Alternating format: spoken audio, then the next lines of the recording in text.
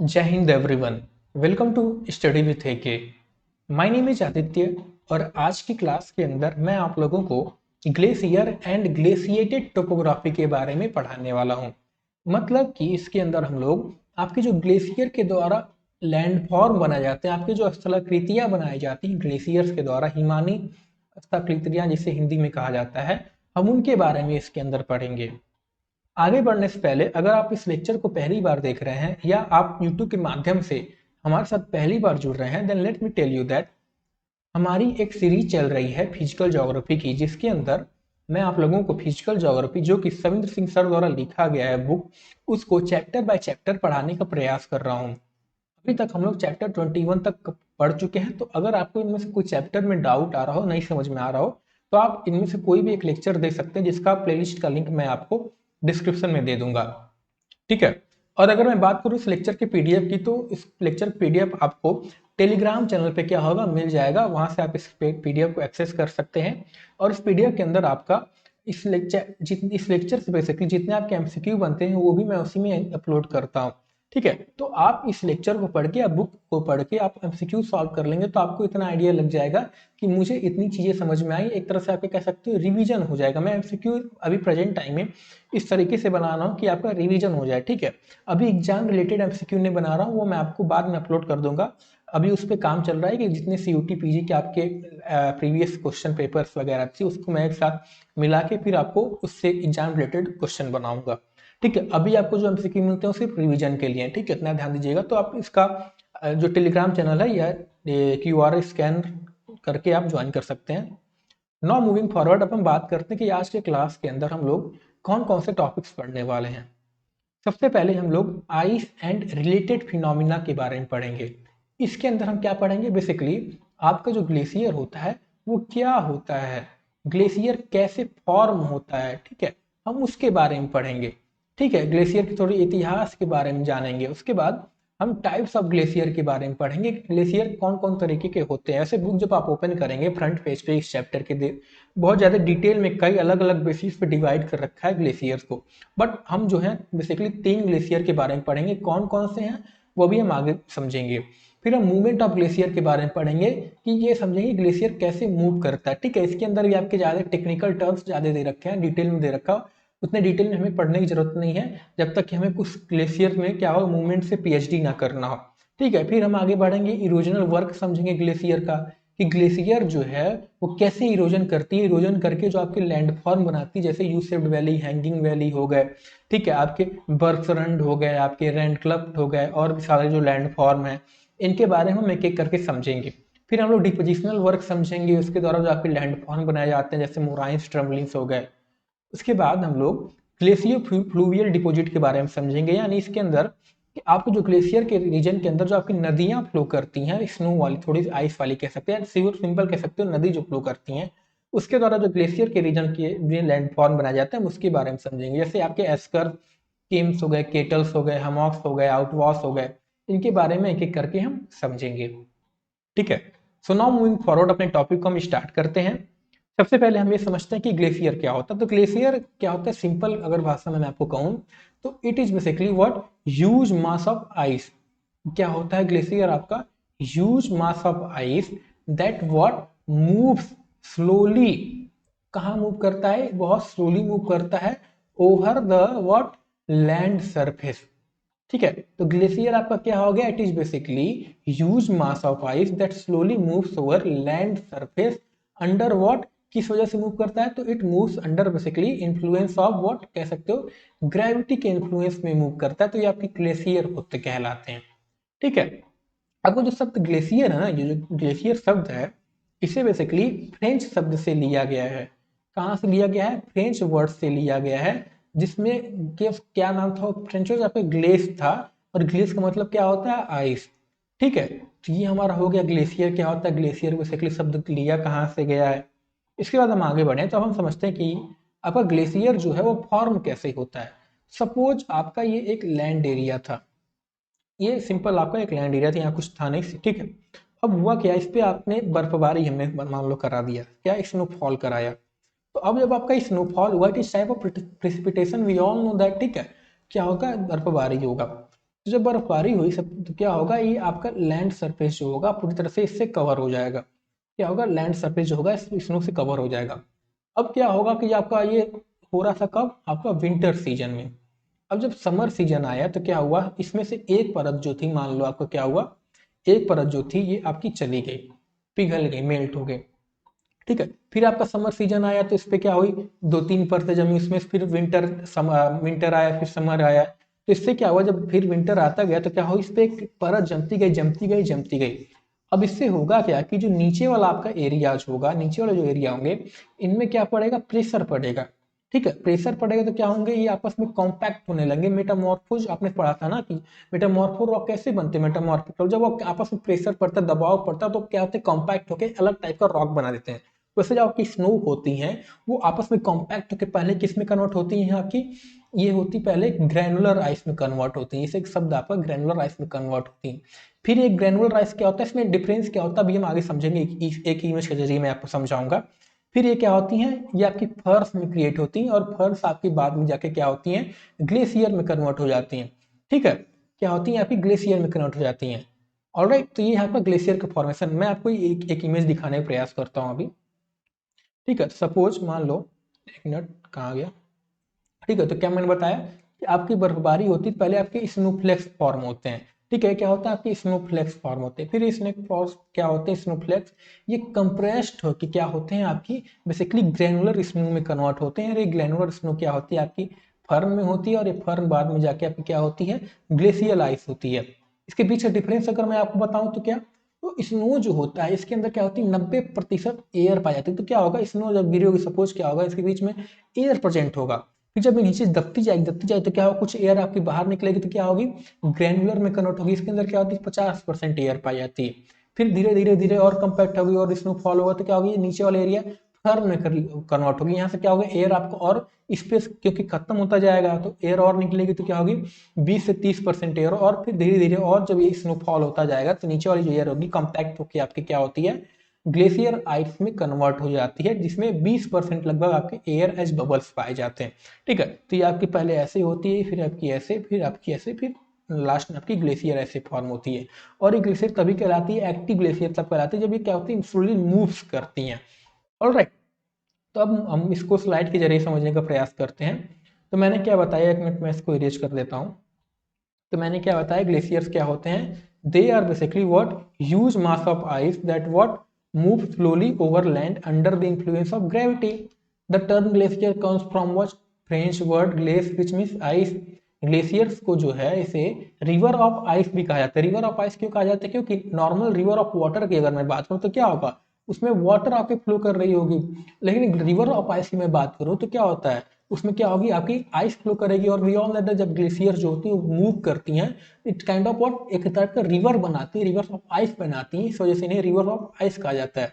पर यहाँ ध्यान देना कि ये जो वाटर का मूवमेंट होता है ये बहुत ही फास्ट हो सकता है। इसकी मान स्लोप है यहाँ, तो मूवमेंट जो होगा बहुत फास्ट होगा। लेकिन ग्लेशियर का जो मूवमेंट होता है वो बहुत स्लोली होता है, और इस वजह से जो आपके ज्यादातर जो लैंडफॉर्म बनते हैं वो आपके स्टीप ना बन के कुछ आपके इस तरीके के लैंडफॉर्म बनते हैं। क्या होता है, आपके इस तरीके के लैंडफॉर्म बनते हैं। ऑलराइट, इसके बाद मूविंग फॉरवर्ड, अब हम समझते हैं कि current and historical glacier coverage. ठीक है, कि ग्लेशियर का अभी क्या कवरेज है और पहले क्या कवरेज था। प्रेजेंट डे में हमारा 10% जो अर्थ सरफेस है it is covered by glacier. These glaciers are what, distributed in polar region, high mountain ranges and some other cold environment. यानी ये आपका पोलर रीजन में पाया जाता है, हाई माउंटेन रेंजेस में पाया जाता है, and other some cold environment में पाया जाता है। और वहीं अगर हम स्ट्रिंग की पहले की बात करें तो ड्यूरिंग लास्ट आइसेज, आइसेज मतलब क्या, कि long period of reduction in temperature of earth surface and atmosphere around 2 to 3 million year क्या हुआ था, ग्लेशियर जो था वो लगभग 1/3 ऑफ अर्थ सरफेस कवर था। ठीक है, क्या था, 1/3 कवर था। अभी प्रेजेंट में क्या है, 10% रह गया है। This means that glacier landform जो होंगे can be found in location जहां पे आपकी currently no active glacier glaciation process हो ना हो, वहां भी पाएंगे। क्यों, क्योंकि आइस एज के दौरान तो आपका ग्लेशियर पूरा अर्थ ग्लेशियर से कवर था, तो उस दौरान जो आपके अस्त्राकृतियां कवर हुई होंगी, बनी होंगी, लैंडफॉर्म बने होंगे, तो उस टाइम भी पाए जा रहे होंगे जहां पे आप प्रेजेंट टाइम में ग्लेशियर्स ना पाए जा रहे हों। ठीक है, फॉर्मेशन की अगर बात करूं तो पहले हमें समझते हैं स्नो लाइन क्या होता है। स्नो लाइन क्या होता है, सपोज ये एक माउंटेन था, ठीक है, ये क्या था आपका, एक माउंटेन था, ठीक है। अब क्या हुआ, बर्फबारी हुई तो क्या हुआ, ये आपका पूरा स्नो से क्या हुआ, कवर हो गया, ठीक है, क्या हुआ, ये आपका पूरा स्नो से कवर हो गया। तो अब होगा क्या, ये आप मान लो कब हो रहा था, विंटर सीजन में होगा क्या, आप जानते हैं पहाड़ों में समर सीजन में क्या होता है, बर्फ नीचे जो नीचे वाले इलाके होते हैं वहाँ पिघलने स्टार्ट कर देती है, पहाड़ों के मैं हर जगह की नहीं बात कर रहा हूँ, ठीक है। तो अब होगा क्या कि जब पिघलेंगे तो क्या होगा, ये आइस आपका मेल्ट होकर रह जाएगा, और ये आइस जो रहेगा ये हाई एल्टीट्यूड पे ठंडे टेम्परेचर तापमान क्या रहेगा, बचा रह जाएगा, ओवरऑल परमानेंट आइस रहेगा। तो स्नो लाइन क्या होता है, ये इसके बीच का जो एरिया होता है कि परमानेंट और आपके जो टेम्परेरी स्नो होते हैं उनके बीच का जो एरिया होता है वो आपका स्नो लाइन कहलाता है, यानी it is the elevation above which snow remains on ground through out the year. जैसे आपको सी लेवल सुना होगा कि इससे सी लेवल क्या, कि यहाँ तक आपकी वाटर पाई जाती है, सी की लेवल पाई जाती है, वैसे आपका स्नो लाइन है कि यहाँ तक इसके ऊपर जो होंगी आपकी स्नो लाइन पाई जा रही होंगी, स्नो आपकी पाई जा रही होंगी her through out the season जब आप चले जाओ, ठीक है। अब क्या होता है कि पोलर रीजन में क्या होगा, आप कॉमन सेंस लगाओ, जैसे ही अर्थ सरफेस सब जानते हो कि तीन तरह के रीजन होते हैं, का पोलर होता है, ठीक है, आपका टेम्परेट होता है, आपका क्या होता है, ट्रॉपिकल होता है, ट्रॉपिकल टेम्परेट होता है, ठीक है।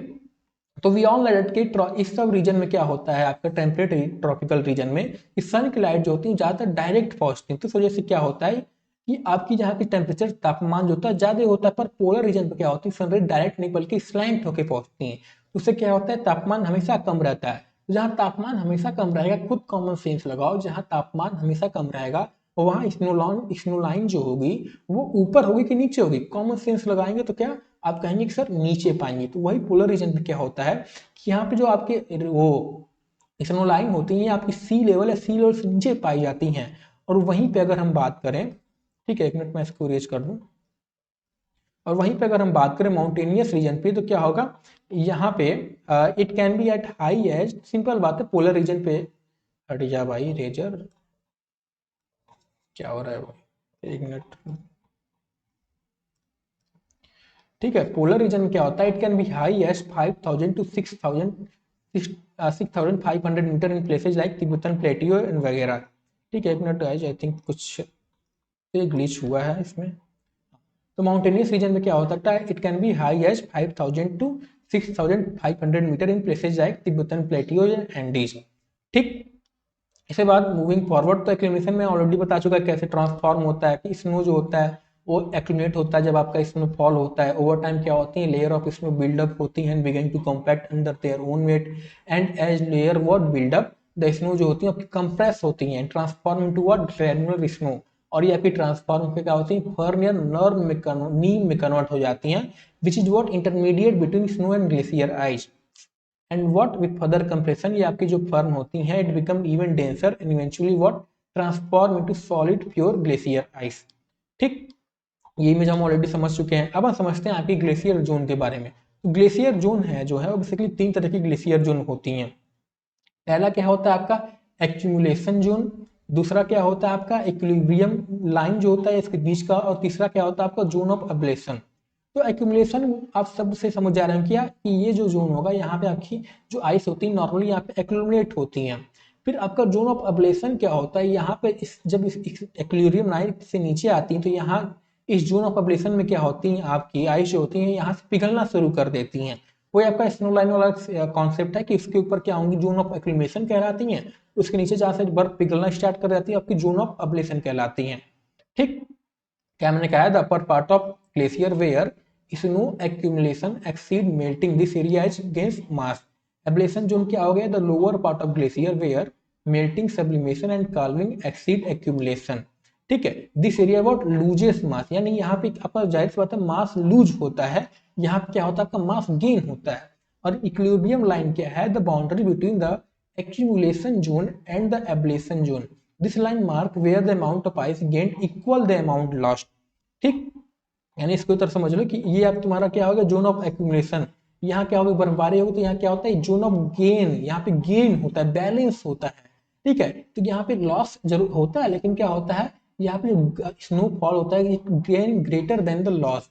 फिर आपकी जोन ऑफ अब्लेशन आती है तो यहाँ क्या होता है यहाँ भी आपकी बर्फ आती पर यहाँ पे जो लॉस होता है वो आपका ज्यादा हो जाता है, इसलिए क्या कहा जाता है लॉस ग्रेटर देन गेन कहा जाता है, ठीक है। यानी क्या कहा जाता है दिस एरिया लूजेस मोर मास, ठीक। तो ये हो गया आपके ग्लेशियर जोन के बारे में। अब हम बात करते हैं, आपके एक टर्म आता है क्रेवेस।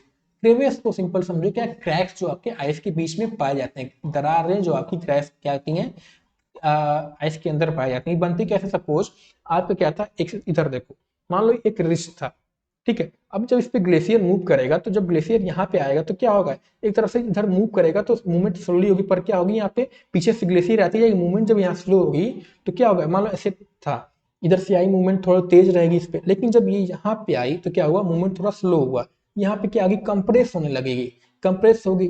फिर जब धीरे धीरे मूवमेंट करेगी, ऊपर जाएगी तो यहाँ क्या होगा, अचानक से क्या होगा, फिर आपकी जब रिज घटेगी, स्लोप घटेगी तो क्या, स्लोप स्टीप होगी तो क्या होगा, फिर आपकी अचानक से क्या होगी, मूव करेगी। जब भी मूव करेगी तो क्या होगा, या बीच में क्रेविस जनरेट हो जाएंगे, ठीक है, क्या होंगे यहाँ पे क्रेविसेस जनरेट हो जाएंगे, ठीक है। तो क्या हुआ, कंप्रेशन अप वाली साइड, तो क्या पहले यहाँ पे आई, यहाँ कंप्रेशन हुआ, फिर जब यहाँ से नीचे जाने लगी तो क्या हुआ, अचानक से मूव करी, स्ट्रेच हुए बेसिकली, तो स्ट्रेच की वजह से क्या हुआ, यहाँ पे बीच में क्रेविसेस जनरेट हो गए, ठीक। फिर आपका एक टर्म आता है स्नो फील्ड्स। तो स्नो फील्ड्स क्या है, this is the area of accumulation of huge volume of ice are called snow fields, ठीक है। ये सब, ये चीज तो आपको स्नो फील्ड नाम से पता चल जा रहा होगा, आई डोंट थिंक आपको याद करने की जरूरत पड़ेगी। अब हम बात करते हैं आपके टाइप्स ऑफ ग्लेशियर की। तो glacier are categorized into three main type based on their location and characteristic. जैसे मैंने स्टार्टिंग में बताया था, बहुत ज्यादा डिटेल में टाइप्स में दे रखा, बट हम तीन टाइप के बारे में पढ़ेंगे। पहला आते हैं कंटिनेंटल ग्लेशियर। ये क्या होते हैं, इन्हें आइस शीट्स भी कहा जाता है। This are continental glaciers are what, massive ice formation that cover large area of land typically found in polar region। तो ये तो कॉमन बात है, कंटिनेंटल ग्लेशियर यानी कंटिनेंट मतलब क्या होता है, बहुत बड़ा लैंड। अब कंटिनेंटल ग्लेशियर जब शब्द जोड़ यानी बहुत बड़े एरिया में क्या हो, आपका आइस जब ग्लेशियर जो हो फैला हो। अभी पॉसिबल कहाँ होगा, अब इंडिया रीजन में तो क्या होगा, ग्लेशियर जो है कुछ ही रीजन में पाए जाते हैं। तो अब कंटिनेंट की अगर मैं बहुत बड़ी एरिया की बात करूँ तो क्या होगा, जाहिर सी बात है, जहाँ ऐसी जगह पाया जाए टेम्परेचर बहुत लो होगा। टेम्परेचर कहाँ लो होता है, अभी हमने देखा क्या, पोलर रीजन पे। कंटिनेंटल ग्लेशियर क्या होते हैं, ये पोलर रीजन पे जो पाया जाता है उन्हें कंटिनेंटल कहा जाता है। They form in area where snow accumulates year after year and does not fully melt during the summer. When the edges of continental glacier extend into the sea, suppose आपकी कंटिनेंटल ग्लेशियर थी, ये समुद्र में आई, तो क्या होती है, ये टूट जाती हैं, टूट के क्या होती है, इस पे फ्लोट करने लगती हैं, और ये पार्ट फ्लोट होता है, इसे क्या कहा जाता है, आइसबर्ग कहा जाता है। यानी these large chunk of ice float in ocean and eventually melt, ठीक है। क्या कहलाती हैं, आपकी जो टूट के समुद्र में बहने लगती हैं आइसबर्ग होती हैं, सिंपल इतना जान के रखो। जैसे एग्जांपल अगर मैं बात करूँ तो ये पोलर रीजन के सब एरिया है, ग्रीनलैंड आइस सीट हो गई, या अंटार्कटिक आपकी आइस सीट हो गई। वहीं आपके आते हैं आइस कैप्स। आइस कैप्स क्या होते हैं, these are smaller than ice sheets and cover high mountain region और polar areas spreading out from a central dome. Suppose आपकी क्या थी, सेंट्रल डोम, तो ये जो आपकी आइस कैप है यहाँ से स्प्रेड आउट होती हैं चारों तरफ, ये क्या होती हैं, आपकी आइस कैप्स कहलाती हैं। They typically found in where mountainous region and cover what smaller land areas than continental glacier, ठीक है। सिमिलर टू, ये क्या होते हैं, सिमिलर टू आइस शीट होते हैं, बट डिफरेंस क्या होता है, एक मिनट, डिफरेंस क्या होता है, ice cap form from the accumulation of snow and ice water and they develop a dome shape profile and flow outward from the centre. क्या होता है, आइस कैप आपकी ये भी ग्लेशियर के रीजन नहीं होते, बट क्या होते हैं, थोड़े डोम शेप्ड होते हैं, ठीक है। अब हम बात करते हैं आपके माउंटेन और वैली ग्लेशियर्स की। These glaciers are found in mountainous region and what flow down valleys like tongues of ice. ये क्या होते हैं, माउंटेन और वैली ग्लेशियर्स, कॉमन सी बात है। अब माउंटेन वैली ग्लेशियर्स की बात करेंगे तो ये जो आपके कश्मीर रीजन वगैरह में, शिमला में जो आइस पाए जाते हैं ना, ये उसकी बात कर रहे हैं, माउंटेन रीजन की। यानी they are refer to that alpine, ये अल्पाइन ग्लेशियर्स भी कहा जाता है, and typically what smaller in scale compare to continental glacier and ice cap. यानी जब भी माउंटेन वैली ग्लेशियर की बात करो तो आप इंडिया में जो ग्लेशियर पाए जाते हैं उसको इमेजिन कर लेना, और अगर आपका कंटिनेंट की बात करें तो आप पोलर रीजन में जो आपके आइस पाए जाते हैं उसको इमेजिन कर लेना, ठीक। ये हो गया सिंपल आपके माउंटेन एंड वो आप माफ करिए कंटिनेंटल, ऑलराइट। इसके बाद एक और आपका बुक के अंदर दे रखा था पिडमंट ग्लेशियर। ये क्या होते हैं, तो जब आपकी पिडमंट मतलब क्या है कि जब आपके फुट पे जो ग्लेशियर जमा होते हैं माउंटेन के, वो क्या कहलाते हैं, पिडमंट ग्लेशियर कहते हैं। व्हेन मतलब कि when valley glacier spill out flatter land at the base of mountain they form broad fan shaped glacier. In fan shaped यानी जो ग्लेशियर बनते हैं आपके वो कहलाते हैं, ठीक है। फिर जैसा मैंने टाइप से कहा था कि no need to study in this much detail, why, because it sufficient to know that only three type. ठीक है। सफिशिएंट सिर्फ आपके इतने से पूछेगा, इतने, क्योंकि देखो फिजिकल ज्योग्राफी के पोर्शन के बारे में बात करूँ, फिजिकल ज्योग्राफी पोर्शन आपको क्या है, इतना। फिर उसमें ग्लेशियर लैंडफॉर्म पोर्शन की बात करूँ, समझ लो इतना। फिर उसमें से मैं आपके लैंडफॉर्म पोर्शन की बात करूँ तो इतना। फिर उसमें से आपके टाइप्स की बात करूँ, टाइप्स पोर्शन क्या है, इतना।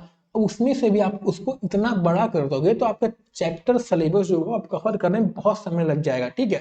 सफिशियंट टू नो कि आपके 3 टाइप के होते हैं, आपका कंटिनेंटल हो गया, आपका माउंटेन हो गया, एक आइस आपका कैप्स हो गया। कंटिनेंटल क्या हो गया, कंटिनेंटल मतलब आप सिंपल इमेजिन कर लो कि पोलर रीजन में पाए जा रहे होंगे। आइस कैप क्या थोड़े से आपके डूम शेप्ड वाले होंगे, एंड माउंटेन या अल्पाइन वाले क्या होंगे कि आपके इंडिया रीजन में जो पाए जाते हैं वो आपके माउंटेन वगैरह हो गए। ऑलराइट, नाउ मूविंग फॉरवर्ड, अब हम बात करते हैं आपके मूवमेंट ऑफ ग्लेशियर की। तो ग्लेशियर मूव जान लो primarily due to what, force of gravity, ठीक है।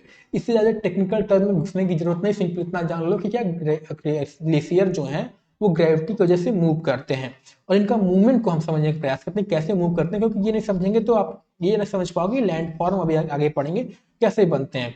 पहला क्या होता है, एक तो होता है स्लाइडिंग ओवर ब्लेड रॉक, यानी सपोज ये आपका था, यहाँ से ग्लेशियर का एक टुकड़ा था, ये क्या होगा, सिंपल आपका स्लाइड करते हुए आगे जा रहा हो।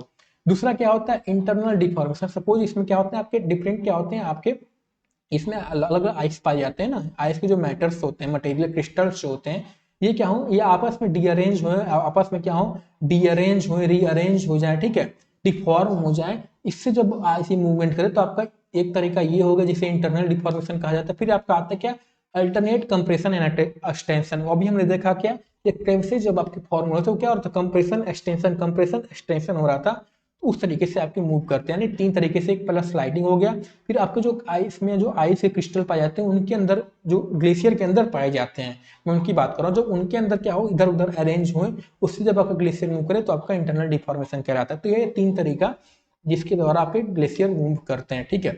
इसे फैक्टर की बात करें मूवमेंट की, कौन सा फैक्टर, तो पहला सिंपल होगा क्या, थिकनेस ऑफ आइस, ठीक है, इसमें मुझे नहीं लगता कि आपको समझाने की जरूरत पड़ेगी। दूसरा क्या होता है gradient of the bed, and तीसरा क्या होता है द फ्रिक्शन, ठीक है। तो अगर मैं मूवमेंट ऑफ ग्लेशियर की बात करूं तो मैंने जैसा बताया कि इसको टेक्निकल टर्म में आप पढ़ने जाओगे, क्या लिखा है कि technical term glacier advances because is deform to stress setup in the ice mass by force of gravity, the stress setup because of the weight of overlying rock. तो इतने क्या कर, टेक्निकल टर्म में घुसने की जरूरत नहीं, क्योंकि हम जो है पीएचडी या रिसर्च नहीं कर रहे मूवमेंट ऑफ ग्लेशियर के ऊपर। मेरी बात को समझो, इतने डिटेल में मत पढ़ो। डिटेल में बेसिकली हमें क्या लैंडफॉर्म वगैरह के बारे में पढ़ने की जरूरत है ग्लेशियर के अंदर। मूवमेंट सिर्फ इतना जान के रखो कि आपका ग्लेशियर की जरूरत पड़ती है, वो टाइप्स मैंने बताया ना, वो भी याद करने की जरूरत नहीं, सिर्फ उसको जान के रखो। ऑलराइट, इतने क्या स्ट्रेस में क्या बोलते हैं, इतने टेक्निकल टर्म में घुसने की जरूरत नहीं है। ऑलराइट, नाउ मूविंग ऑन, आपकी कुछ टर्मिनोलॉजी देख लेते हैं ग्लेशियर से रिलेटेड, और जैसे ग्लेशियर सर्च क्या होता है, किसमें जब आपकी glacier experience rapid increase in velocity, अचानक से जब ग्लेशियर में क्या हो रैपिड इंक्रीज हो जाए उनकी वेलोसिटी में, तो क्या कहलाता है आपका ग्लेशियर सर्च कहलाता है। Where the glacier can move at the rate of 4 to 7 kilometre per year और मोर। कैसे मूव स्पीड बढ़ता है उस पर हम नहीं जाते, सिर्फ इतना जान के रखो कि जब ग्लेशियर स्लोली मूव करो अचानक से उसकी वेलोसिटी बढ़ जाए तो क्या कहलाता है, ग्लेशियर सर्च कहलाता है। फिर आपके ये 3 टर्म आते हैं, पहला होता है एडवांसमेंट, दूसरा होता है रिट्रीट, एंड तीसरा क्या होता है एब्लेशन।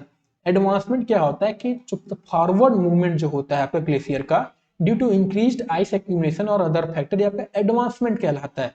फिर दूसरा क्या आता है रिट्रीट, तो रिट्रीट क्या होता है, जो आप सपोज यहाँ तक पहले ग्लेशियर थी, ठीक है, अब यहाँ से क्या है नीचे जब पहुंची स्नो लाइन को उसने क्रॉस किया होगा, पिघलना स्टार्ट की हो गई होगी, पिगमेंटिंग होना स्टार्ट हो गया होगा, तो ये क्या कहलाता है रिट्रीट कहलाता है। एब्रेशन क्या कहलाता है, ये एब्रेशन जो प्रोसेस हो रहा है ना पिघलने का, ये आपका एब्रेशन कहलाता है, ठीक। एडवांसमेंट मतलब आगे बढ़ना, ठीक, मतलब पिघलना वहां पे रिट्रीट कहलाता है, और जो प्रोसेस होता है वो आपका सब मेल्टिंग का, सब्लिमेशन का, कैल्विंग का, तो क्या कहलाता है आपका अब्लेशन कहलाता है। ऑलराइट, तो ये हो गया आपकी मूवमेंट ऑफ ग्लेशियर।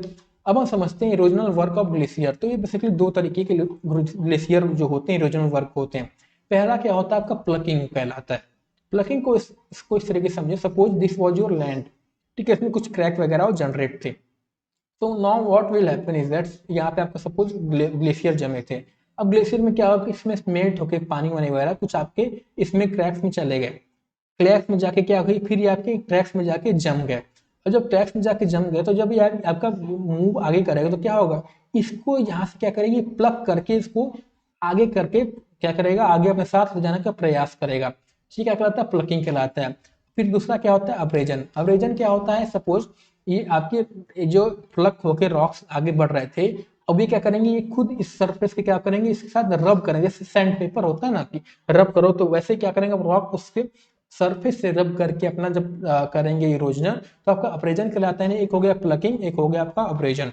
ठीक, नाउ मूविंग फॉरवर्ड, अब हम बात करते हैं इरोजनल लैंडफॉर्म के बारे में। इरोजनल लैंडफॉर्म सबसे पहले आती है आपकी क्या, you shaped valley. You shaped valley is what, simple इतना जान के रखो, क्या एक ग्लेशियर रीजन बनता है और उसकी जो शेप होती है, it is simply what, U shape होती है। सपोज इस वॉज योर लैंड एरिया, जब ग्लेशियर मूव करेगा।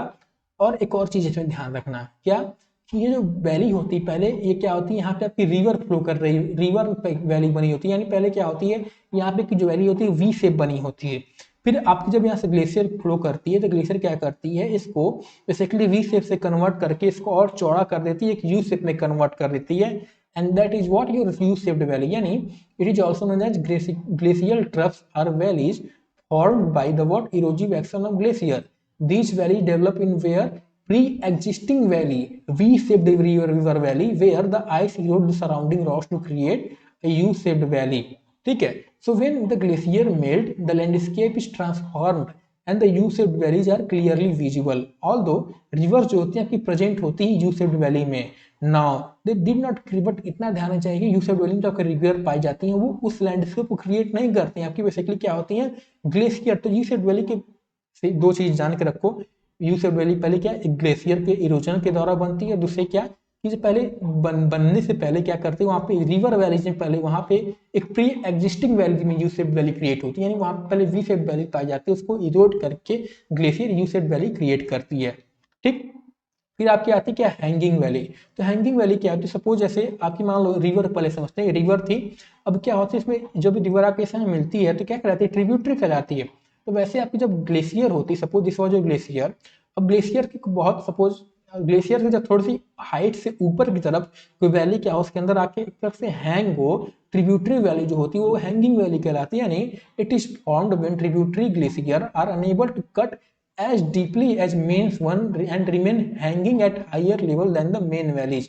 यानी क्या होती है, हैंगिंग वैली की जो डिप्रेशंस वगैरह जो होती है, इसकी जो गहराई होती है वो यू शेप्ड वैली जो मेन वैली होती है उससे क्या होती है, कम कम होती है। ठीक है, तभी ये ऊपर हैंग ज्यादा होगी तो क्या होगी, ये नीचे चली जाएगी, और इससे this tributary valleys about appear as hanging over the main valley and enter main valley at some height। ठीक है, तो after the ice has melted the hanging valley often has stream और river flowing through it which can cascade down as water fall into the main valley below। ठीक है, तो hanging valley क्या हो गई, बेसिकली आप क्या होती है, यू शेप्ड वैली से जो मेन वैली आप कह सकते हो उससे थोड़ी सी ऊपर पाई जाती है, थोड़ी सी वो क्या होती है, हैंग तरह के ऐसे, suppose this was your valley, एक और वैली क्या हुई ऐसे हैंग होके रहती है, तो ये आपकी हैंगिंग वैली कहलाती है। ऑलराइट, फिर आपकी आती है सर्फ। सर्फ क्या होते हैं, this are bowl shaped amphitheatre like depression. Amphitheatre क्या होते हैं, एम्पी थिएटर आपके ये होते हैं, ये आपका एम्पी थिएटर कहलाता है। क्या हो रही है, एम्पी थिएटर लाइक डिप्रेशन जो आपकी फॉर्म होती है, देख सकते हो जी, ये क्या हो रही है आपकी एक एम्पी थिएटर। ठीक है, यहाँ से आपके ऑडियंस बैठेगी, बीच में आपका एक लैंड हो गया। ये क्या होती है, जब आपकी एम्पी थिएटर लाइक डिप्रेशन बनते हैं तो क्या कहलाती है, आपकी सर्फ कहलाती है। ठीक है, इसमें क्या होता है, इसमें कैरेक्टरिस्टिक की बात करें तो it has what, steep sided slope, इसकी जो स्लोप होती है स्टीप साइडेड होती है on three side and and open and on one side and flat bottom. तो क्या मैंने बताया, इसी में अच्छी तरह समझने का प्रयास करना है एक बार, एक मिनट। क्या मैंने बताया, it has steep sided slope. ठीक, ये हमने देख लिया। फिर क्या होती है, तीन साइड से, तो एक साइड ये हो गया, एक साइड ये हो गया, एक साइड हो गया। एक साइड जो होता है ओपन होता है and what, it has a flat bottom. ठीक, तो ये आपकी सर्फ कहलाती हैं। इसको कुछ आप एक चेयर की तरह भी देख सकते हैं कि ये आपका एक चेयर का बैक एरिया हो गया, ये चेयर का बैक एरिया हो गया। फिर आपका ये जो एरिया हो गया, ये क्या हो गया, ये वाला एरिया हो गया। फिर आपका चेयर का जो पैर होता है, ये आपका चेयर का पैर हो गया। ठीक है, तो इसे आप चेयर की तरह भी समझ सकते हो। ठीक है, तो जब आपकी आइस मेल्ट होती है, सर्फ में जो आपका ये डिप्रेशन है, जो बेस वाला एरिया होता है, डिप्रेशन क्रिएट हो जाते हैं, और डिप्रेशन जो वाटर आपकी बनती है तो आपकी टार्न कहलाती है, टार्न लेक कहलाती है। And whole thing what appears like, में जैसे मैंने बताया, बिग आर्म चेयर। ठीक है, cirques are what obtain the starting point of glacier where snow and ice accumulate in hollow on a mountain side. Over time, what happened as the glacier moved, it eroded the surrounding rock through process like plucking and abrasion deepening and enlarging the hollow into a steep walled flat bottom depression. SERC so basically CWM, कोरी या car या bottom नाम से भी जाता है। इसमें से सिर्फ ये एक नाम इंपॉर्टेंट है, कोरी नाम आप याद रखिएगा, सर को कोरी भी कहा जाता है। ऑलराइट, इसके बाद मूविंग फॉरवर्ड, तो इसके थ्योरीज के बारे में बात करूं तो थ्योरीज को क्या है इतने डिटेल में पढ़ने की जरूरत नहीं है। Again I am repeating, there is no need to remember the theories because simply not important for exam. अगर आप COT PG वगैरह एग्जाम के बारे में बात करें तो वहां तो आपका MCQ वगैरह होता है, तो MCQ में आपको थ्योरीज तो पूछने जाएगी नहीं, ठीक है। तो इतना ध्यान रखो, थ्योरीज पूछेगी बट सर्क फॉर्मेशन वगैरह की थ्योरी आपसे नहीं पूछेगी, ठीक है। तो इट इज नॉट इंपॉर्टेंट। अगर आपको लगता है कि बहुत समय है, समय, you can study by your self. Alright, अब हम बात करते हैं आपके बर्ग्स रंड के बारे में। These are what? These are crevices. Crevices मैंने क्या बताया था? These are deep crack in a thick layer of ice or series of crevices develop on the upper surface of mountain glacier or ice surface. तो सर्क जैसे होता है ना, सर्क आपका मान लीजिए हो गया, सर्क सपोज यहाँ से आपकी ग्लेशियर मूव कर रही थी, सर्क आपकी, ठीक है। अब जब ग्लेशियर आपकी मूव करे तो हमने देखा था ना क्रेविस कैसे फॉर्म होता है। क्रेविस जब यहाँ पे आता है तो यहाँ पे जब आती है कंप्रेस होने लगती है आपस में, फिर जब इधर से आती है तो क्या होती है, यहाँ पे क्रेविस क्रैक्स जनरेट हो जाती है आइस के बीच में। यू कैन सी दिस, ये तो ये आपकी क्या कहलाती है, बर्फ रंड कहलाती है। बर्फ रंड are what, parallel to the head wall, head wall, this is what your head wall, ठीक है। Observe but are placed at little distance from the rock face, और हेड वॉल्स थोड़ी डिस्टेंस पर रहती है, और जो हेड वॉल्स एकदम चिपकी हुई रहती है क्रेविसेज ना, वो क्या कहलाती है आपकी रैंड क्लफ्ट कहलाती है, जो हम आगे पढ़ने वाले। रैंड क्लफ्ट क्या होती हैं? These are deep crevasses developed between rock face. Suppose this is what your head wall, head wall के बीच में क्या था, ये आपकी यहाँ पे जो क्रैक जनरेट होती है ये आपकी रैंड क्लफ्ट कहलाती है, और फिर आगे मान लो कहीं जनरेट हुई होगी तो आपकी क्या कहलाएगी, आपकी बर्फ रैंड कहलाएगी। तो डिफरेंस क्या होता है, this is crevasses in the cirque ice and this is रैंड क्लफ्ट क्या होते हैं, crevasses between the head wall rock and cirque ice, ठीक है। मूविंग फॉरवर्ड आपका आता है col. Suppose this was your mountain. अब सब यहाँ सपोज एक पीछे से आपकी और एक बड़ा माउंटेन था, यहाँ जब आइस फ्लो की तो उसने क्या किया, इसको पीक को बेसिकली इरोड कर दी, यहाँ से इरोड करके दो पीक क्रिएट कर दी। तो it is what cold, cold is what low point और सैडल लाइक डिप्रेशन बिटवीन दो peak in a mountain range. It is formed by the erosion of to opposing glacier that cut into the mountain from opposite sides, ठीक है। तो कोल ये आपके हो गए, ठीक है। उसके बाद आपका टर्म आता है अरेटेज। अरेटेज क्या होता है, this are suppose this was your mountain, ठीक है। आपकी एक ग्लेशियर जो थी एक ऐसे मूव की, एक ग्लेशियर आपकी ऐसे मूव की। अब जब यहाँ मूव करे तो क्या करेगी, ये यहाँ पे डिप्रेशन क्रिएट करेगी, यहाँ डिप्रेशन क्रिएट करेगी, डिप्रेशन क्रिएट करेगी तो क्या होगा, यहाँ पे एक उठा हुआ भाग आपका होगा, ठीक है। एक आपका ऐसे था, एक आपका सपोज ऐसे हो गया, ठीक है। तो ये जो आपका रिच टाइप का स्ट्रक्चर बना ना, ये आपका अरेटेज कहलाती है। अरेटेज क्या होते हैं टीचर, ये आपका अरेटेज, ये आपकी क्या होती है, अरेटेज होते हैं। These are sharp narrow ridge that form between two glacial valleys और cirques. Arretages are formed by the erosion of two glaciers flowing what parallel to each other, eroding the sides of the ridge that separate them. And as the glacier erode, the mountain they carve out steep valley on the either side, leaving behind a sharp knife-edged ridge. ठीक है। फिर आपकी एक और शब्द आती है क्या, वो आती है बेसिकली आपकी पिरामिडल पिक या हॉर्स। हॉर्स क्या होते हैं, suppose this was your mountain, इधर से ग्लेशियर फ्लो की होगी, इधर से ग्लेशियर फ्लो की होगी, इसके पीछे से मान लो ग्लेशियर फ्लो की होगी।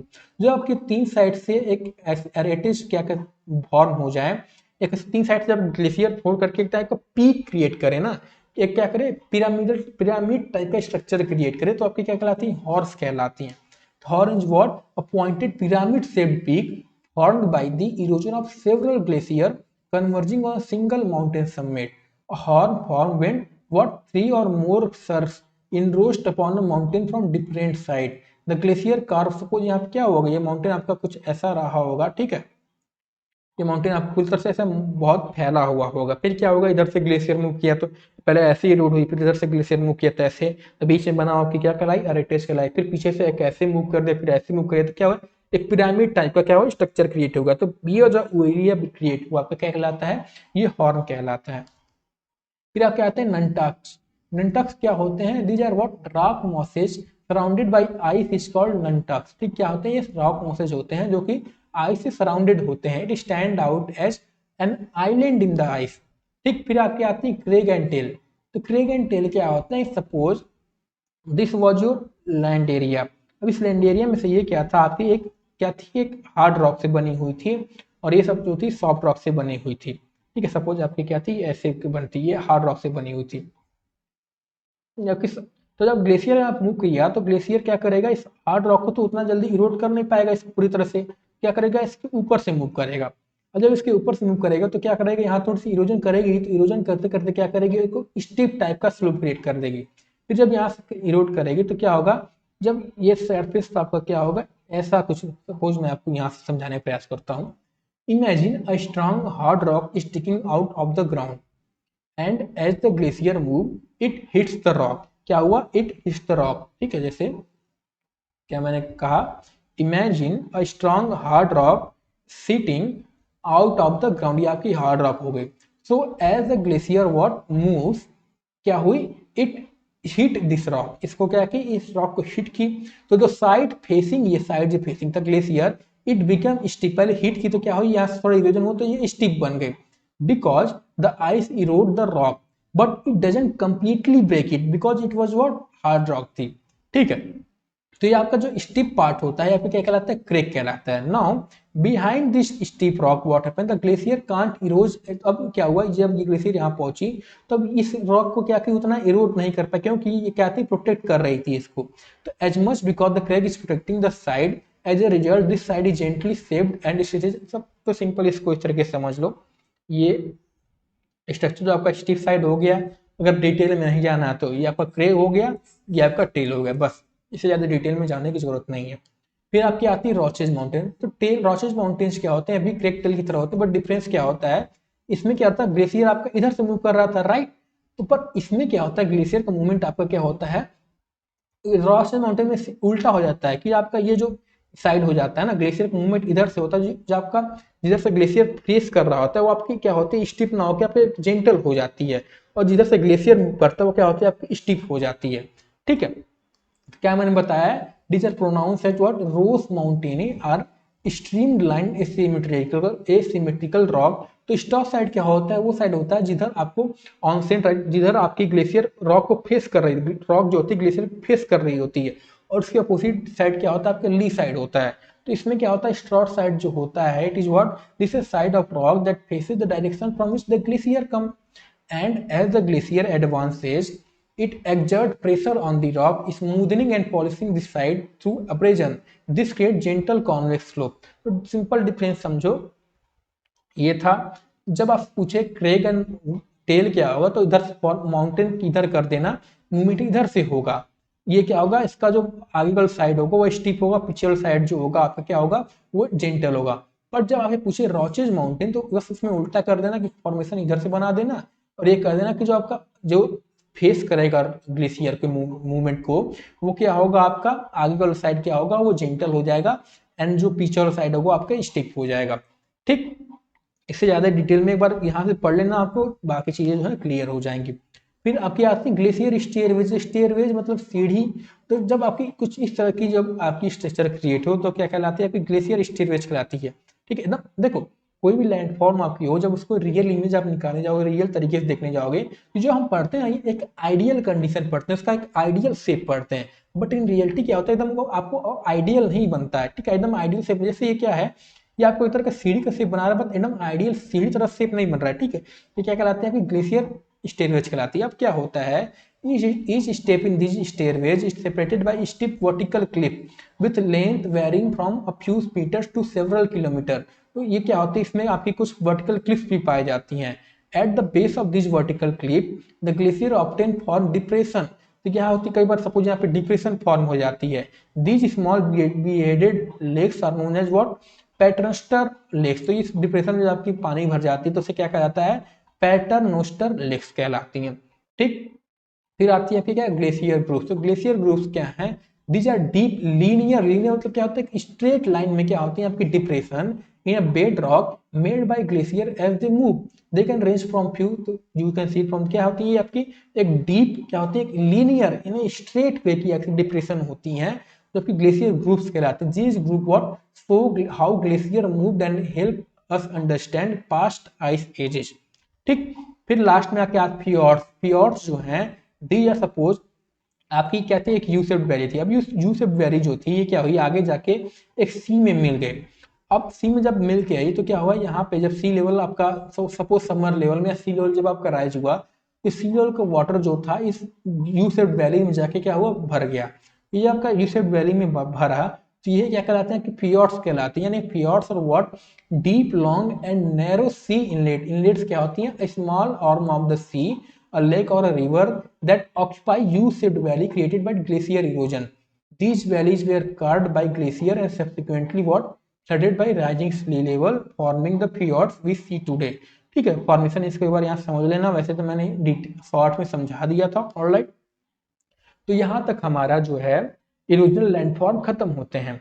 अब हम बात करते हैं रिवर के माफ करें ग्लेशियर के ट्रांसपोर्टेशनल एंड डिपोजिशनल वर्क के बारे में। तो first talk about glacial drift. Glacial drift क्या होता है, तो this term glacial drift basically वो टर्म होता है this cover all the debris such as rock, soil और सेडिमेंट दैट ग्लेशियर ट्रांस, जितने भी आपके डेब्रिस जो भी आप सोच सको, रॉक सॉइल सेडिमेंट, वो सब पे क्या कहलाते हैं, ग्लेशियल ड्रिफ्ट कहलाते हैं। यानी think of it as everything a glacier pick up and carries along as it moves. So you will often hear the term moraine. moraine तो एक बार ग्लेशियर डिप भी कहा जाता है, प्लस मोराइन के साथ क्या होती है, एक तरह की आपकी लैंड फॉर्म्स होती हैं, वो अभी हम आगे पढ़ेंगे। यानी a moraine is both the debris that glacier transport and the landform created from this debris.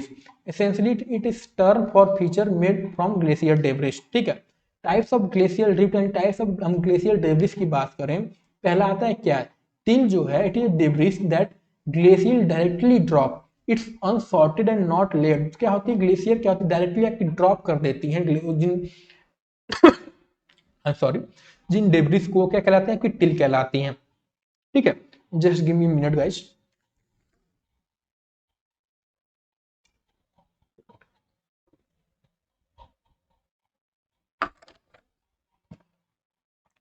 हाँ, तो टिल जो है आपकी दो तरह की हो सकती हैं, पहली कौन सी, बेसल टिल, और दूसरी क्या हो सकती है, एब्लेशन टिल। तो इतनी डिटेल में जाने की जरूरत नहीं, सिर्फ इतना जान के रखो कि टिल क्या होती है, वो तरह की डेब्रिस होती है जो ग्लेशियर डायरेक्टली ड्रॉप करता है। ये क्या होती है, इधर से अनसॉर्टेड और लेयर में नहीं होती, बस ऐसे फैली हुई होती है डेब्रिस। ठीक, फिर दूसरे क्या आती है आपकी आइस कॉन्ट्रैक्टेड या स्ट्रेटिफाइड ड्रिप, कि नाम से पता चल रहा है क्या, एक लेयर में जब की क्या होती है डेब्रिस जब बनाई जाती है, ड्रॉप की जाती है ग्लेशियर के द्वारा, तो आपकी ये डेब्रिस कहलाती है पर्टिकुलर। फिर आपकी आउटवॉश, तो आउटवॉश है, सपोज आपकी ग्लेशियर थी, ये जब आगे आके क्या हुई, मेल्ट होके रिवर में कन्वर्ट हो गई। अब जब ये रिवर जो होगी, इस ग्लेशियर जो डिपोजिट्स होगा, यहाँ से जो डिपोजिट लेके जाएगी, तो ये क्या कहलाती है, आपकी आउटवॉश कहलाती है। नहीं, it is consist of debris that's carried away from the glacier by melt water, as this water flow it sort the debris into layer creating a well defined sediment deposit. ठीक है, types of debris अगर हम location के आधार पर बात करें, पहला क्या होता है आपका एन ग्लेशियर, दूसरा क्या होता है सुप्रा ग्लेशियर, तीसरा क्या होता है सब ग्लेशियर। एन ग्लेशियर बोले तो these are found within glacier, यानी ग्लेशियर के अंदर जो डेब्रिस पाए जाते हैं वो क्या कहलाते हैं, आपके एन ग्लेशियर कहलाते हैं।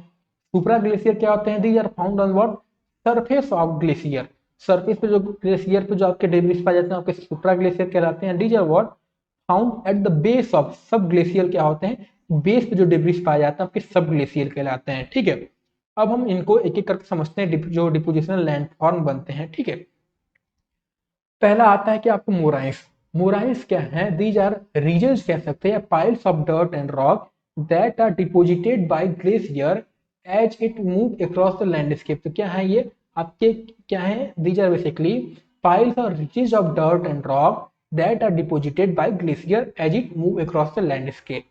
This debris field exists in place where glacier have moved throughout in the past। ठीक है, मोराइंस को बेसिकली हम जनरली जो है इनको चार तरीके से डिवाइड किया जाता है। पहला क्या होता है लेटरल, दूसरा होता है ग्राउंड, तीसरा होता है मिडिल और चौथा होता है क्या आपका टर्मिनल।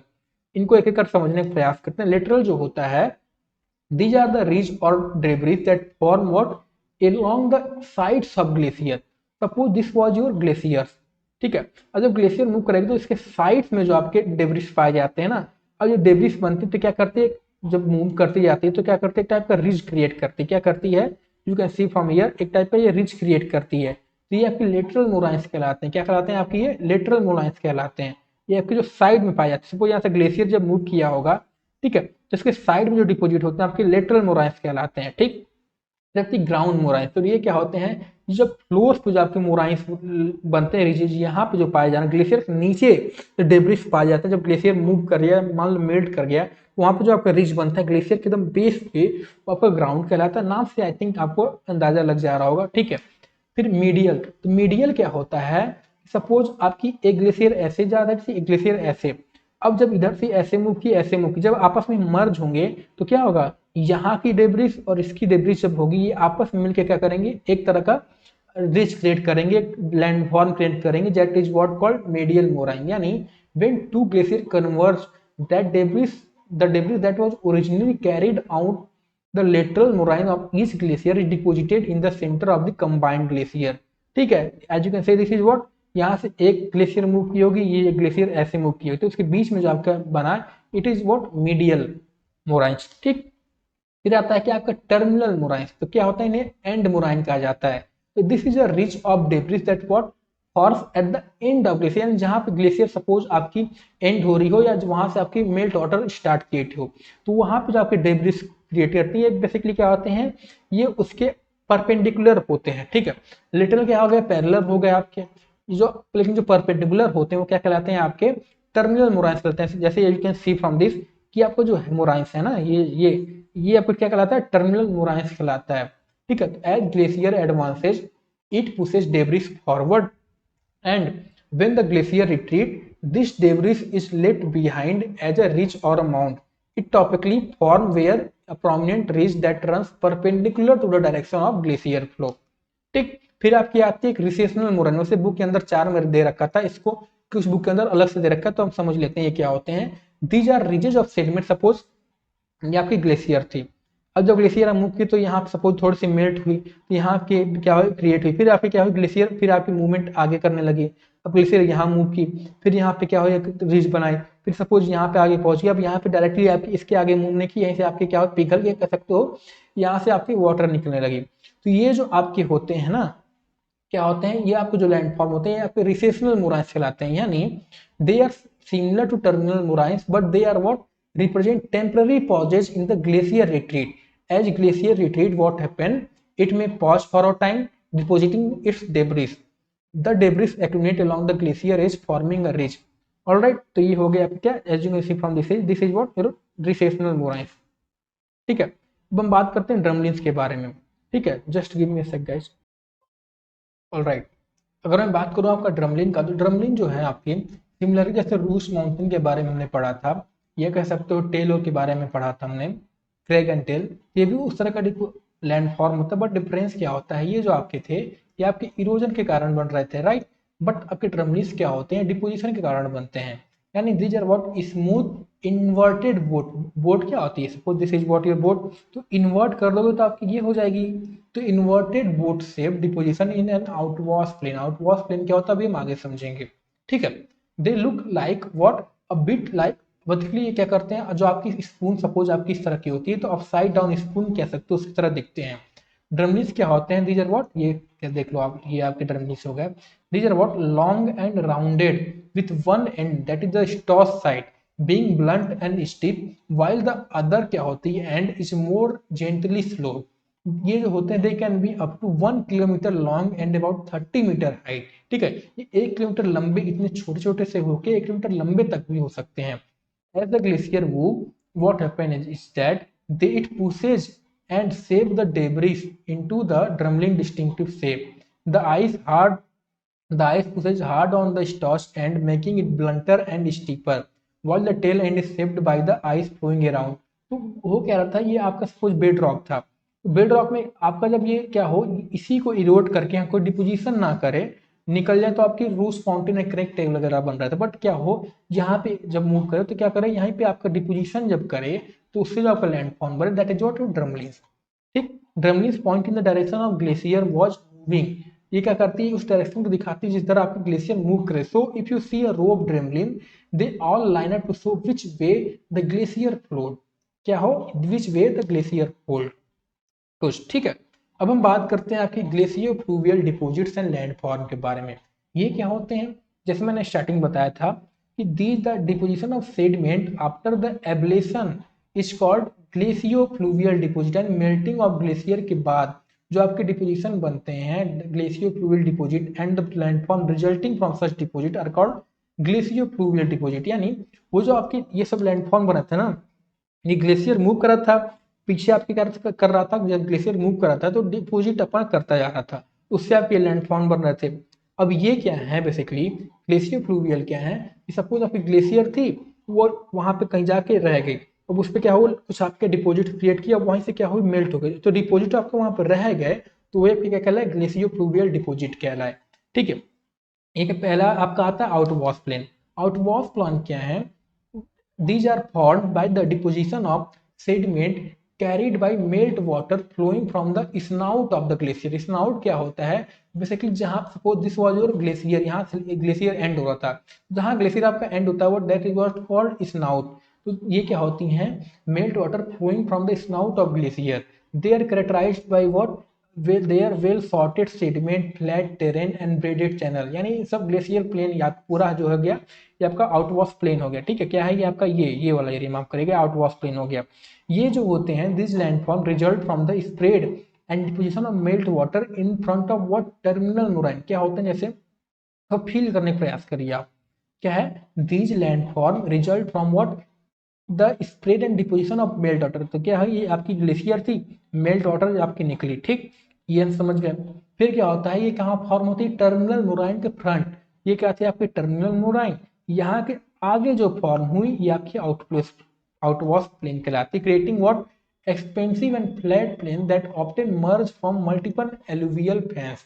ऑलराइट, दूसरे क्या होते हैं आपके एस्कर्स। तो एस्कर्स क्या है, these are long winding ridges of sediment deposited by melt water stream flowing beneath glaciers. क्या होते हैं, these are suppose this was your glacier, यहाँ इसके नीचे कुछ डिपॉजिट्स थे आपके, जब ये ग्लेशियर आपके मेल्ट कर रहे हो तो क्या हुआ, जब डिपॉजिट्स थे ये आपके ऐसे रह गए यहाँ पे, जब ये रह गए तो क्या कहलाइए आपके एस्कर्स कहलाए। यानी as a glacier move melt water accumulate beneath its base forming sub glacier river, this river carve channel into the ice. सब सपोज या तो इसको इस तरह के समझ सकते हैं या इसको ऐसे भी कह सकते हैं कि ग्लेशियर के नीचे हम जानते हैं कि ये सपोज दिस वाज लैंडफॉर्म, तो ग्लेशियर के नीचे भी क्या होते हैं आपके यहाँ वाटर फ्लो कर रही थी, ऊपर आप कहीं मूवी के अंदर देखा हो ना कि ऊपर आपकी बर्फ जमी है, नीचे आपकी पानी जाती पाई जा रही हो, ठीक है, तो वो क्या कहलाते हैं आपकी सब ग्लेशियर जब नीचे फ्लो करती है रिवर ग्लेशियर के, वो सब ग्लेशियर रिवर कहलाती है। तो this river what carve channel into the ice, channel क्या करती है, चैनल क्रिएट करती है। So the sub glacier river carry sediment such as what sand and gravel eroded from the glacier bed, and when the glacier melt the sediment carried by the subglacier river is deposited forming the senior ridge known as esker। या तो इसको इस तरीके से समझ लो या तो इसको इस तरीके से समझ लो, दोनों करेक्ट है। ठीक है, बस समझना क्या है कि ग्लेशियर के मेल्ट होने के बाद जो आपका जिस टाइप का लैंडफॉर्म बने वो आपका एस्कर्स होता है। ऑलराइट, फिर आपके आते हैं केम्स। केम्स क्या है, दीज आर स्मॉल हिल्स और what irregular mounds of bedded sand and gravel which are deposited by melt water near or at the edge of retreating ice sheet। इसको फॉर्मेशन के जरिए हम समझने का प्रयास करते हैं। होता क्या है, as glacier melt water stream can flow over the ice surface और थ्रू कैविटीज। ठीक, तो when this stream encounter depression, जो आपकी ग्लेशियर में स्ट्रीम फ्लो करती है, डिप्रेशन जब एनकाउंटर करती है कुछ इस टाइप की, तो what happened in the ice they में डिपोजिट देयर सेडिमेंट लोड। क्या करती हैं यहाँ पे, सेडिमेंट अपना इकट्ठा करना स्टार्ट कर देती हैं, and over time the ice surrounding the deposit sediment melt. अब क्या होंगे, ये सब आपकी आइस सराउंडिंग मेल्ट हो जाएंगे, ये डिपोजिट आपका इकट्ठा रहा होगा, लिविंग बिहाइंड व्हाट आपकी kame as small what conical hills. क्या होती है, केम इज व्हाट सिंपली आपकी स्मॉल कोनिकल हिल, जब आपकी ग्लेशियर मेल्ट हो जाए उसके बाद डिपोजिट आपकी जो बनी रहे इस टाइप की, वो आपकी ये कहलाती है। फिर आपकी आती है क्या, केटल्स। केटल्स क्या होते हैं, these are depression or hollows in the landscape that form when block of ice become buried in glacier sediment and the melt leaving behind a hole or depression। Simple आप क्या कह सकते हो, suppose ये glacier था, ये आपका landform क्या हुआ, ग्लेशियर इसमें बरीड हो गया, तो ये क्या कहते हैं, डिप्रेशन क्रिएट कर दिया। जब ग्लेशियर यहाँ से आपका मेल्ट होकर हट गया तो क्या हुआ, ये जो आपका डिप्रेशन फॉर्म हुआ ये क्या कहलाता है आपका, केटल्स कहलाता है। ये जितनी ग्लेशियर फ्लूवियल डिपोजिट है ना, ये आपके ऊपर नहीं पाए जाएंगे, क्या होंगे, ऊपर नहीं पाए जाएंगे, बेसिकली आपके आउटवॉश प्लेन वाले रीजन में पाए जा रहे होंगे जहां से आपकी ग्लेशियर मेल्ट होकर आगे बढ़ती है। ठीक है, kettles often contain water forming kettle lake and ponds. ठीक है, लार्ज केटल होते हैं dotted with numerous low mounds which are called hummocks, ठीक है। आपके लार्ज जो होते हैं वो आपके हमॉक्स कहलाते हैं, ठीक है। आपके केन्स हो गए, you can see from this, ठीक है। ये आपके केटल्स हो गए, ठीक है, आपके ड्रमलिन्स हो गए वगैरह। ऑलराइट, तो ये हो गए आपके ओवरऑल चैप्टर, ओवरऑल टॉपिक जिसके बारे में पहले हम लोगों ने ग्लेशियर के बारे में समझा, फिर हमने टाइप समझा, ठीक है, फिर हमने इरोजनल लैंडफॉर्म के बारे में समझे, ठीक है, डिफरेंट लैंडफॉर्म की you said valley, suppose you said valley मतलब क्या कि यू सेड की जो वैली आपकी ग्लेशियर द्वारा बनाई जाएगी यू सेड वैली हो गई। हैंगिंग वैली क्या कि यू सेड की वैली के ऊपर जो आपकी छोटी सी वैली है लटक रही होगी उसके ऊपर है थोड़ी सी ऊपर होगी, वो आपकी हैंगिंग वैली हो गई। आपकी बस फ्रंट क्या हो गया, एक तरह के क्रेविसेज होते हैं। रैंडक्लप क्या हो गया कि सपोज यहाँ पे जब आपकी क्रेक जनरेट होगी आपकी रैंडक्लप होंगे, पर यहाँ पे जो होगी आपकी ये कहलाएंगी। फिर आपकी सर्फ क्या हो गया, सर्फ इज व्हाट आपकी बेसिकली चेयर टाइप के जो डिप्रेशन होते हैं, इस तरह के जो स्ट्रक्चर होते हैं आपके सर्फ कहलाते हैं, ठीक है। फिर इसको मैंने कहा था पढ़ने की जरूरत नहीं। फिर आपकी टार्न क्या होगी, it is a lake, sir के अंदर जब यहाँ पे पानी जमा हो जाए सर टार्न कहलाता है। फिर पोल अरेटेज हमने और समझा। सपोज कोल क्या होते हैं कि ये आपका एरिया था, यहाँ पे ग्लेशियर के बड़ा क्या कि एक पीक यहाँ क्रिएट की एक पीक यहाँ क्रिएट की, तो इसके बीच का जो एरिया कहलाया वो कोल हो गया। अब रेटेज क्या होगी, सपोज यहाँ ग्लेशियर एक ऐसे फ्लो किया, एक ग्लेशियर ऐसे बहा, ये जो बीच में रिच क्रिएट किया आपका रेटेज हो गए। अब जब आपका पीक टाइप का अर्थ चारों तरफ से जब ग्लेशियर बढ़ेगा तो क्या होगा, आपका पिरामिड टाइप का स्ट्रक्चर क्रिएट होगा, आपकी हॉर्न्स कहलाएंगे। फिर आपके नंटक्स क्या होंगे, दीज आर बेसिकली आइस के ऊपर जो आपके छोटे मोटे बेसिकली लैंडफॉर्म देखे जाते हैं, छोटे मोटे आपके हिल्स टाइप के आपके नंटक्स होते हैं। फिर क्रेकटेल हमने समझा था, फिर रॉचेज माउंटेन हमने समझा, ठीक है। फिर ऐसे हमने एक करके देखा था, इसको आप ठीक है समझ लीजिएगा, बुक से पढ़ लीजिएगा तो आपको ज़्यादा समझ में आएगा। ऑलराइट, तो मिलते हैं आपको अगले क्लास में। अगले क्लास में हम लोग पेरी ग्लेशियर का जो टॉपिक है, एक मिनट में आपको बता देता हूँ क्या हम कवर करने वाले हैं, ठीक है। तो नेक्स्ट क्लास में हम लोग जो है पेरी ग्लेशियर और टॉपिक जो है वो मैं आपको नहीं पढ़ाने वाला, इसको आप लोग खुद पढ़ लीजिएगा। ऑलराइट, अगर क्योंकि अभी एग्जाम यूटीपीजी के लिए हमें कवर करना है, तो इसको अगर बाद में मुझे ज़रूरत लगा तो मैं पढ़ा दूंगा, बट इसको लास्ट में अब पहले हम इसके बाद हम लोग बेसिकली क्या पढ़ेंगे, आपका सिंपल भाषा में कहें तो reliefs of the ocean basin के बारे में पढ़ेंगे, यानी ओशियन बेसिन, ओशियन के अंदर जो आपके रिलीफ्स पाए जाते हैं हम उसके बारे में पढ़ेंगे। ये जो लेक्चर होगा कब आपका आएगा, 17 सितंबर को आपको आएगा, ठीक है। शेड्यूल में आपको ऑलरेडी अपलोड कर चुका हूँ, ठीक है। पीडीएफ भी इसका जल्दी अपलोड हो जाएगा टेलीग्राम चैनल के ऊपर। ऑलराइट, तो मिलते हैं आपको अगली क्लास में, तब तक के लिए हमारे साथ ऐसे बने रहिए, अपनी पढ़ाई करते रहिए। जय हिंद।